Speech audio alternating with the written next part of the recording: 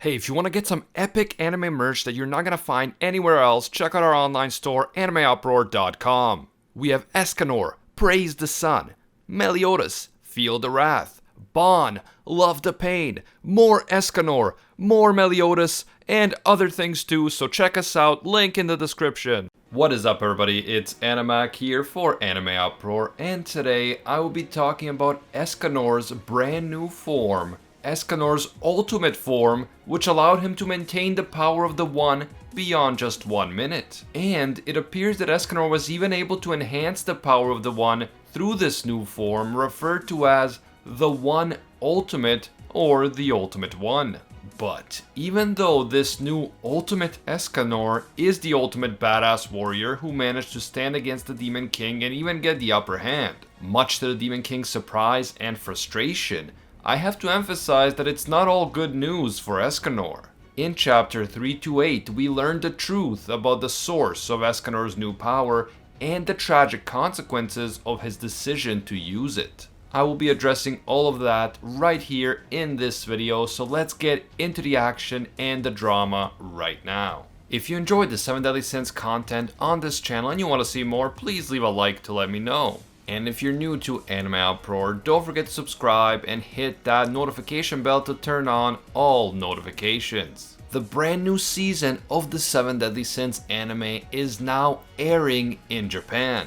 We will be keeping you updated on all the latest news and updates surrounding the new anime season, including when it will be available outside of Japan, so please, if you want to learn more, follow us on Twitter and Instagram at AnimeUproar and we will keep you posted there. Finally, this video will contain manga spoilers. I'm going to be talking about the latest developments in the story, so please proceed with caution. You have been warned. In chapter 328, we pick up where chapter 327 left off, with Escanor somehow being able to maintain the power of the One beyond 1 minute by attaining a brand new form, a bigger, badder, and even more powerful form known as the One Ultimate. The form itself looks absolutely epic. Big Daddy Sunshine has ascended beyond mere praise the sunnery to the status of a living legend, a walking, talking supernova. As epic as Escanor normally is, and especially in the One form, this Ultimate Escanor is on a whole other level. We may have to get yet another Escanor shirt design going at AnimeUproar.com, an Ultimate Escanor shirt. If that's something you'd like to see in the future, and if that's something that you would wear, leave a hashtag Ultimate Escanor down in the comments to let me know. The other Sins are shocked that Escanor was somehow able to maintain the One for longer than a minute, and even the Demon King is feeling the heat. The Demon King is unable to pull his fist out of Escanor's ultimate manly abs, and as a result, Escanor gets some quality punches in on the Demon King. Meliodas finally explains that this new power that Escanor is using is not the result of Sunshine alone, which of course is Escanor's special ability that was once a divine grace belonging to Mael, the strongest of the 4 archangels. We are all familiar with Sunshine, but this is not just Sunshine alone. Instead, as I had speculated in my 2 most recent 7 Deadly Sins videos, Escanor is boosting his Sunshine abilities even further by converting his own life energy into magic. To put it simply, Escanor is planning to use up all of his life energy in order to defeat the Demon King. This is exactly what I was afraid of, and I mentioned this multiple times in previous videos. Escanor is planning to sacrifice his life during this battle. In order to protect his friends and spare them from having to risk their own lives in a deadly battle against the Demon King, Escanor wants to take all of the burden and all of the risk onto himself and sacrifice his life to ensure the safety of everyone else. The other Sins all look extremely worried at this point. Even Merlin, known for usually being stoic and unaffected by the things happening around her, is visibly concerned. This was definitely a touching moment for me as I was reading this chapter. You guys know that I ship Escanor and Merlin forever, so this confirmation that Escanor is going to sacrifice his life, coupled with that grave expression on Merlin's face, really gave me the feels. Escanor demonstrates incredible, unbelievable strength, power, and determination in this new ultimate form. He actually manages to get the upper hand on the Demon King and to beat him back. However, the Demon King is by no means defeated, and he continues to fight Escanor, this time with long-range attacks. At that point, Meliodas King and Ban are compelled to interfere in order to help Escanor avoid the Demon King's attacks, and they also launch a few attacks of their own against the Demon King.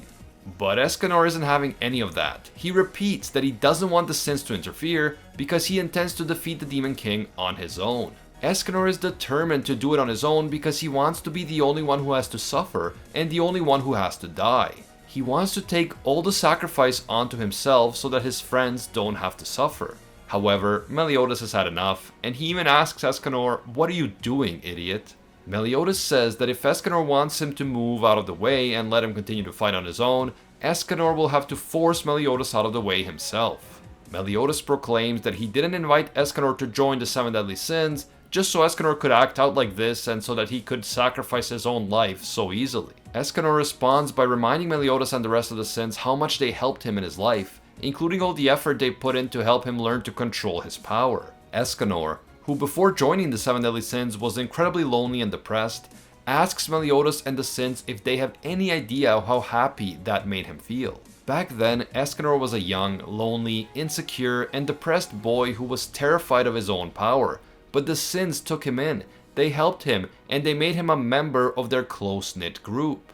When everyone else was afraid of Escanor, when everyone else considered Escanor to be a dangerous monster, the Sins took him in and made him a member of their family. This meant everything to Escanor, and he feels that he owes his life to them, so he will not hesitate to sacrifice his life in order to protect his friends. Gowther tells Escanor that yes, the Sins do know how much they mean to him, but there is no more time for chatting because in the very next moment the Demon King summons a creature of darkness, a massive demonic monster with all sorts of different appendages, including arms, insect legs, and tentacles. The monster begins attacking the Sins and Escanor rushes to face off against the creature. Escanor says that all this time he held one promise in his heart. That promise was that his life, the life that he was once ready to abandon, would instead be sacrificed for the sake of all his friends, the 7 Deadly Sins. But it is clear from the expression on their faces that the Sins do not want Escanor to sacrifice his life.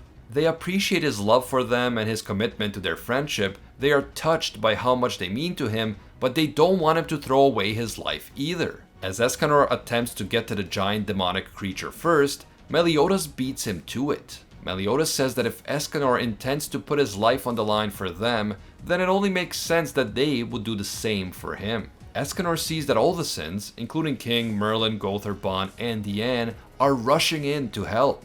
They are rushing to fight the giant demon monster and the Demon King himself, together with Escanor. The 7 Deadly Sins, all working together as a team, smash the demon monster to the Demon King's shock and surprise.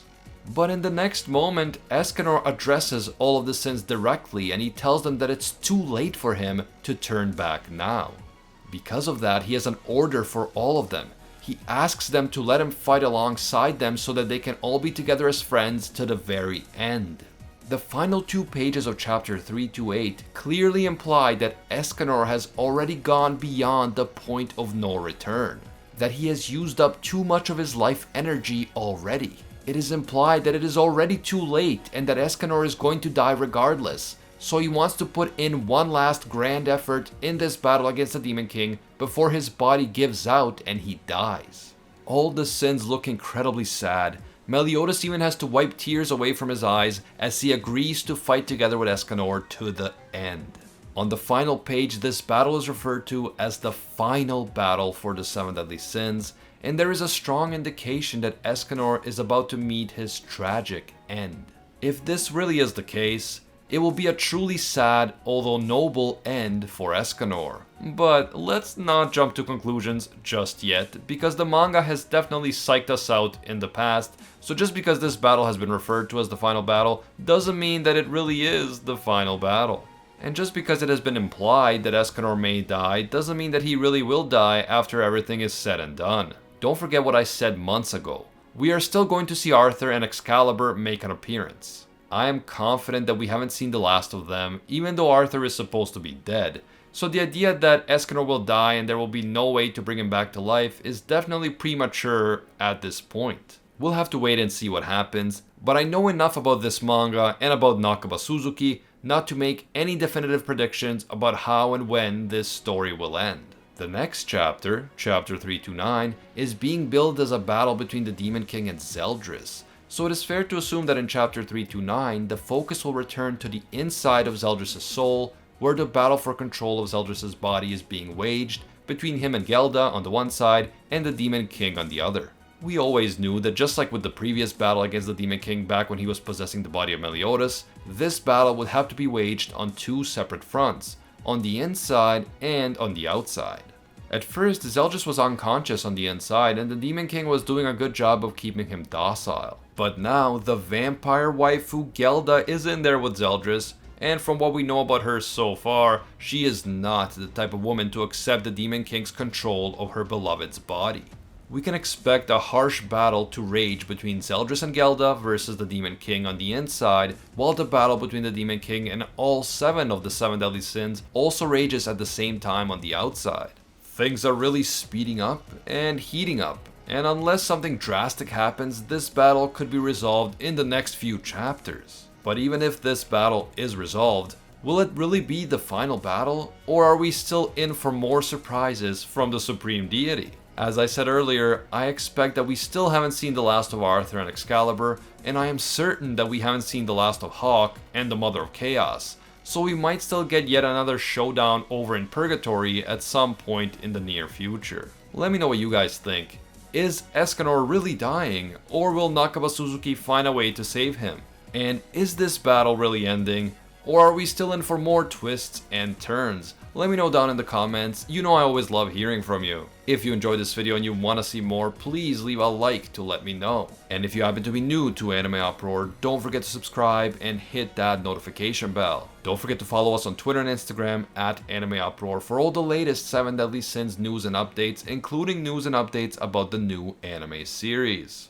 I want to give a big thank you to all of our AnimeUproar patrons for making videos like this one possible. Special thank you to all of our Pro Hero tier patrons, including the one and only Gilgamesh, Nothing But a Fan, Jason Wilson, King Zeldris, Angel Cruz, Steelers, Poet Pablo, Atropos Wraith, $50 Beat, Ekarot GN, Anatoly Kazitsky, and Lord Auberg. And of course, a massive thank you to all of our The One tier patrons, the ones who stand above all other clans, including Ingrata, Alolanadam, Matty Mac, Makota-kun, and ya boy Seth.